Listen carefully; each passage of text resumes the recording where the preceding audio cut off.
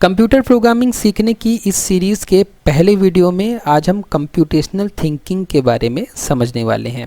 तो computational thinking एक smart समस्या समाधान की प्रक्रिया है। मतलब कि कोई प्रॉब्लम है उसको सॉल्व करने के लिए हम कंप्यूटेशनल थिंकिंग का उपयोग कर सकते हैं।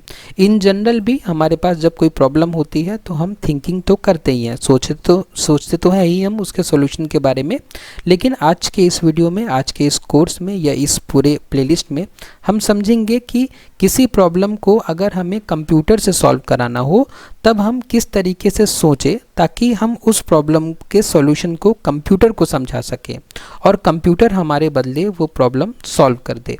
तो अगर हम किसी प्रॉब्लम को कंप्यूटेशनल थिंकिंग के माध्यम से अगर सॉल्व करते हैं तो उस प्रॉब्लम को हम कंप्यूटर से भी सॉल्व करा सकते हैं। ओके, जो कंप्यूटर साइंस के सिद्धांतों से प्रेरित होती है। मतलब कंप्यूटेशनल थिंकिंग जो है वो कंप्यूटर साइंस के सिद्धांतों से प्रेरित है। इसका मतलब ये हुआ कि हमारे पास एक प्रॉब्लम है, उस प्रॉब्लम को हम खुद भी सॉल्व कर सकते हैं, लेकिन अगर हम चाहते हैं कि उस प्रॉब्लम को कंप्यूटर सॉल्व करे तब हमें कंप्यूटेशनल थिंकिंग का उपयोग करना पड़ेगा। अगर हम कंप्यूटेशनल थिंकिंग कर पाएंगे तभी हम उस प्रॉब्लम को कंप्यूटर से सॉल्व करा पाएंगे। ओके, इस कोर्स में हम यही सीखेंगे कि कंप्यूटेशनल थिंकिंग किस तरीके से की जाती है। इसमें हम किसी भी जटिल समस्या मतलब कॉम्प्लेक्स प्रॉब्लम को छोटे छोटे भागों में बांटकर, तो इसमें हम क्या करते हैं कि कोई भी हमारे पास कॉम्प्लेक्स प्रॉब्लम है उसको सबसे पहले हम छोटे छोटे पार्ट्स में बांट देते हैं।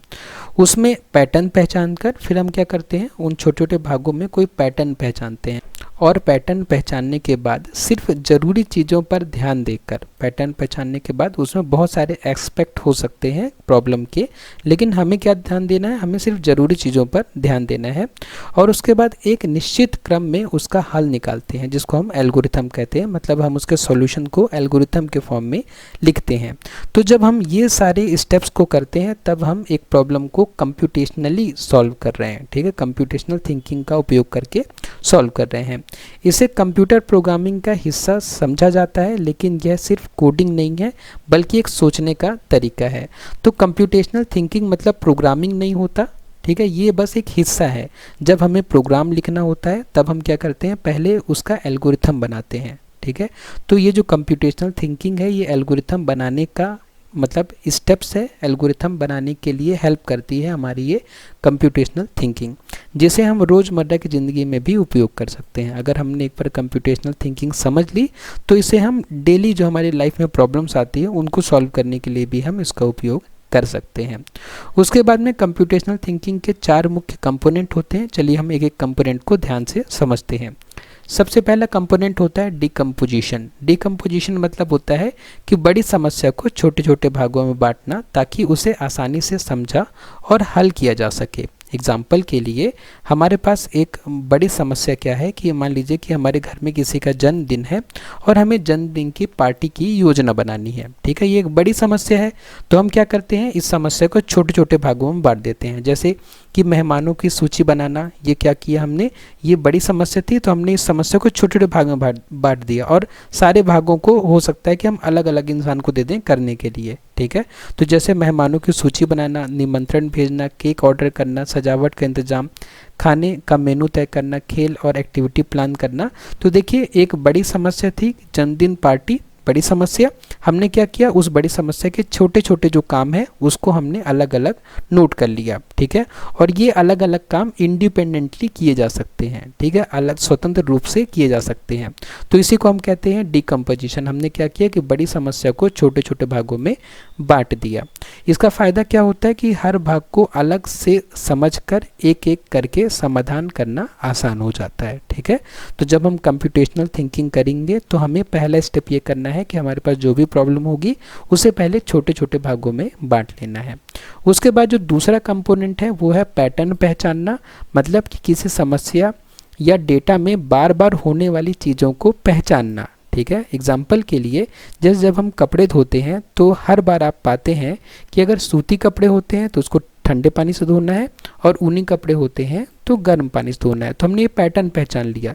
तो जब भी हमारे पास सूती कपड़े आएंगे तो हमें पता है इसको ठंडे पानी में धोना है और जब भी ऊनी कपड़े आएंगे तो गर्म पानी में धोना है। तो ये एक पैटर्न है जो हमने पहचान लिया, जो हमें प्रॉब्लम को सॉल्व करने में मदद करती है।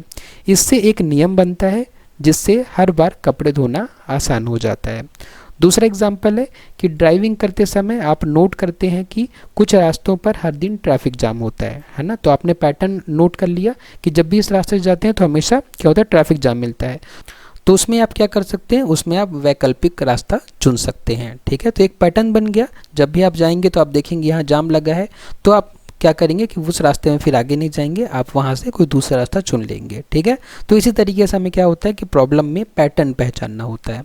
पैटर्न पहचानने से भविष्य की योजना बनाना आसान हो जाता है।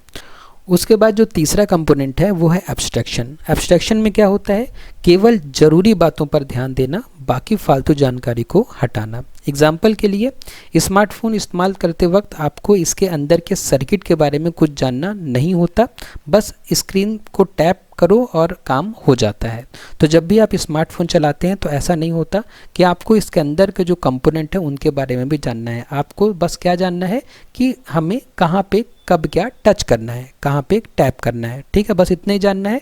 तो ये एब्स्ट्रैक्शन हो गया कि हमें सब कुछ नहीं जानना है फ़ोन के बारे में। फ़ोन चलाना है अगर, तो हमें फ़ोन के बारे में सब कुछ नहीं जानना है, हमें बस उतना ही जानना है जितना हमारे काम की चीज़ है। ठीक है, एग्जाम्पल 2, ट्रेन की जानकारी चाहिए अगर आपको, तो अगर आपको ट्रेन की जानकारी चाहिए तो सिर्फ ट्रेन नंबर, स्टेशन और टाइम देखना ज़रूरी है। इंजन की बनावट से आपको कोई मतलब नहीं। ठीक है, अगर मान लीजिए आपको ट्रेन में सफ़र करना है तो बस आपको ट्रेन नंबर, स्टेशन और टाइम देखना ज़रूरी है। ये थोड़ी ना कि आप इंजन का वर्किंग समझने आप बैठ जाएंगे, वो आपके ज़रूरत की चीज़ नहीं है।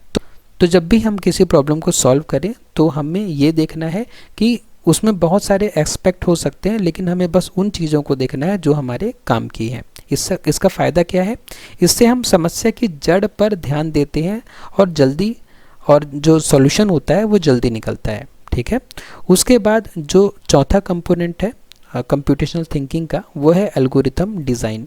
इसमें क्या होता है कि स्टेप बाय स्टेप निर्देशों का ऐसा क्रम बनाना जिससे कोई भी कार्य पूरा किया जा सके। मतलब हम इसमें क्या करते हैं कि सॉल्यूशन को स्टेप बाय स्टेप हम लिखते हैं। ठीक है, एक स्टेप में एक काम हम करते हैं। एग्जाम्पल के लिए मान लीजिए कि अगर हमें चाय बनाने का एल्गोरिथम लिखना हो, तो चाय बनाने का एल्गोरिथम कैसे लिखेंगे हम, स्टेप वन हम क्या करेंगे, केतली में पानी डालेंगे, उसके बाद पानी को उबालेंगे, उसके बाद में कप में चाय पत्ती और चीनी डालेंगे, उसके बाद उबलता हुआ पानी कप में डालेंगे, उसके बाद दूध डालेंगे अगर चाहिए तो, उसके बाद चम्मच से मिलाएंगे और उसके बाद चाय पियेंगे। ठीक है, तो ये एक प्रॉब्लम थी। प्रॉब्लम क्या थी, हमें चाय पीना है, ये चाय बनाना है। तो चाय बनाने के लिए ये स्टेप्स हैं। अब इस स्टेप्स को आप कितने बार भी फॉलो करेंगे तो आपकी चाय हमेशा एक जैसी ही बनेगी। ठीक है, मतलब आपके पास एक प्रॉब्लम थी, आपने उस प्रॉब्लम का सॉल्यूशन को लिख दिया। तो अब किसी को भी चाय बनाना सीखना हो तो क्या करेगा, इन स्टेप्स को पढ़ लेगा और चाय बना लेगा वो। तो इस तरीके से हमें क्या करना है कि जब भी हमारे पास कोई प्रॉब्लम आएगी तो उसका सॉल्यूशन को स्टेप बाय स्टेप लिखना है, क्योंकि जब हम कंप्यूटर को समझाएंगे कि प्रॉब्लम सॉल्व कैसे करना है तो यही स्टेप्स हमें हेल्प करेंगे कंप्यूटर को समझाने में कि किसी प्रॉब्लम को कैसे सॉल्व करना है। ठीक है, इसलिए बहुत ज़रूरी स्टेप है एल्गोरिथम लिखना। इसका फ़ायदा क्या है कि हर बार सही और एक जैसा परिणाम मिलता है। ठीक है, हर बार सही परिणाम मिलेगा क्योंकि कंप्यूटर को पता है एग्जैक्टली कि करना क्या है। जैसे कि हम जानते हैं कि कंप्यूटर क्या होता है, डम्ब डिवाइस होता है, वो अपने से कुछ नहीं करता, हमें छोटी छोटी चीज़ें हर चीज़ कंप्यूटर को बतानी पड़ती है। तो इसीलिए अगर हम कोई एप्लीकेशन बनाते हैं, कोई सॉफ्टवेयर बनाते हैं, तो हमें स्टेप बाय स्टेप कंप्यूटर को समझाना पड़ता है कि अब ये करो, फिर ये करो, फिर ये करो, फिर ये करो, अगर ये हुआ तो ये करो, वो हुआ तो ये करो। ठीक है, तो ऐसे करके हम एक एक स्टेप कंप्यूटर को समझाते हैं, तब कंप्यूटर हमारे उस काम को अच्छे तरीके से कर पाता है। ओके, उसके बाद कंप्यूटेशनल थिंकिंग के अगर हम महत्व या इम्पोर्टेंस को समझना चाहें तो सिर्फ टेक्नोलॉजी के लिए नहीं, जीवन के हर क्षेत्र में उपयोगी होता है कौन, कंप्यूटेशनल थिंकिंग। जैसे अगर हम स्कूल में हैं तो गणित और विज्ञान जैसे विषयों के कठिन सवालों को छोटे छोटे हिस्सों में बांटकर हल करना आसान हो जाता है। उसी तरीके से अगर आप कोडिंग कर रहे हैं तो अच्छा प्रोग्राम और एप्लीकेशन बनाने के लिए स्टेप बाय स्टेप सोचना सिखाता है। ठीक है, जब भी आप कोडिंग करेंगे तो अगर आपको अच्छा प्रोग्राम या एप्लीकेशन बनाना है तो आपको स्टेप बाय स्टेप सोचना पड़ेगा। कितनी भी बड़ी प्रॉब्लम होगी, आपको उस प्रॉब्लम को एक बार में आप एक ही स्टेप सॉल्व कर पाएंगे। तो आपको स्टेप बाय स्टेप सोचना सिखाता है कौन, कंप्यूटेशनल थिंकिंग। उसके बाद घर के कामों में रोज के काम जैसे खाना बनाना, सफाई, समय आपकी योजना या टाइम मैनेजमेंट, इन्हें अच्छी तरह से प्लान करने में मदद करता है कौन? Computational thinking. अब आज के बाद जब भी आपके पास कोई प्रॉब्लम आए तो आप उसको कंप्यूटेशनल तरीके से सॉल्व करने की कोशिश करें। ठीक है, आप क्या करें, बड़ी प्रॉब्लम को छोटे छोटे भागों में बांटें, उसमें पैटर्न खोजें। पैटर्न खोजने के बाद आप देखें कि मेरे काम की चीज़ क्या है, आप उस काम की चीज़ को नोटिस करें और उसके बाद में सॉल्यूशन को स्टेप बाय स्टेप लिखें। जब आप इस तरीके से कोई भी काम करेंगे तो आपका काम बहुत इफ़िशिएंटली होगा। ठीक है, उसके बाद अगर आपको परीक्षा की तैयारी करना है तो किसी भी सवाल को ठीक से समझकर सही तरीके से सोचने और सही जवाब तक पहुंचने में मदद करता है कौन? Computational thinking. उसके बाद डिजिटल दुनिया में मोबाइल हो गया, कंप्यूटर हो गया, इंटरनेट जैसी चीज़ों को समझने और उनका सही उपयोग करने में मदद करता है कंप्यूटेशनल थिंकिंग। मतलब एक बार अगर आपने कंप्यूटेशनल थिंकिंग समझ ली तो आपके बहुत सारे काम जो है ईजिली हो जाएंगे। अब हम कंप्यूटेशनल थिंकिंग के लाभ देखते हैं, बेनिफिट देखते हैं, क्या क्या बेनिफिट है कंप्यूटेशनल थिंकिंग के। तो सोचने का तरीका विकसित होता है, किसका? हमारा सोचने का तरीका विकसित होता है। समस्याओं का हल आसान हो जाता है। डेटा और सूचना को समझने में मदद मिलती है। कोडिंग की नींव मजबूत होती है। ठीक है, अगर आपको कोडिंग करना है तो आपको कंप्यूटेशनल थिंकिंग आनी चाहिए। टीम वर्क और निर्णय क्षमता बढ़ती है। ठीक है, टीम वर्क में बहुत उपयोगी है कंप्यूटेशनल थिंकिंग, क्योंकि सबको पता है कि आप क्या बताना चाह रहे हो। ठीक है, जब आप उसे कंपोनेंट समझाओगे तो लोगों को समझ में आएगा कि आप बताना क्या चाह रहे हो। ठीक है, आप सॉल्यूशन को अच्छे से प्रेजेंट कर पाओगे। ठीक है, उसके बाद में कुछ स्मार्ट टिप्स हैं, जैसे हमेशा समस्या को छोटे हिस्सों में तोड़ें, पैटर्न खोजें और समझें, जरूरी बातों पर ध्यान दो और स्टेप बाय स्टेप हल निकालो। ठीक है, तो कंप्यूटेशनल थिंकिंग का ये सार है। ठीक है, ये समरी है। उसके बाद कंक्लूड करते हैं हम आज के इस वीडियो को। हमने आज के इस वीडियो में समझा कि कंप्यूटेशनल थिंकिंग एक स्मार्ट और सिस्टमेटिक सोचने का तरीका है। यह ना सिर्फ कोडिंग बल्कि ज़िंदगी के हर समस्या में काम आता है। आज के डिजिटल युग में यह एक अनिवार्य कौशल है जिसे हर बच्चे, युवा और प्रोफेशनल को सीखना चाहिए। ठीक है, तो सबके लिए है कंप्यूटेशनल थिंकिंग। आई होप कि आपको कंप्यूटेशनल थिंकिंग क्या है ये समझ में आ गई होगी, और अगर कोई डाउट है तो मुझे प्लीज़ कमेंट बॉक्स में बताइए। अगर आपको इस नोट्स से पढ़ना है तो इस नोट्स को आप डाउनलोड कर सकते हैं, नीचे डिस्क्रिप्शन बॉक्स में लिंक दिया हुआ है, उसका उपयोग करके। और अगर आपको वीडियो पसंद आया तो वीडियो को लाइक करें, शेयर करें अपने फ्रेंड्स के साथ में और सब्सक्राइब करें चैनल को। आपने वीडियो को लास्ट तक देखा उसके लिए बहुत बहुत धन्यवाद।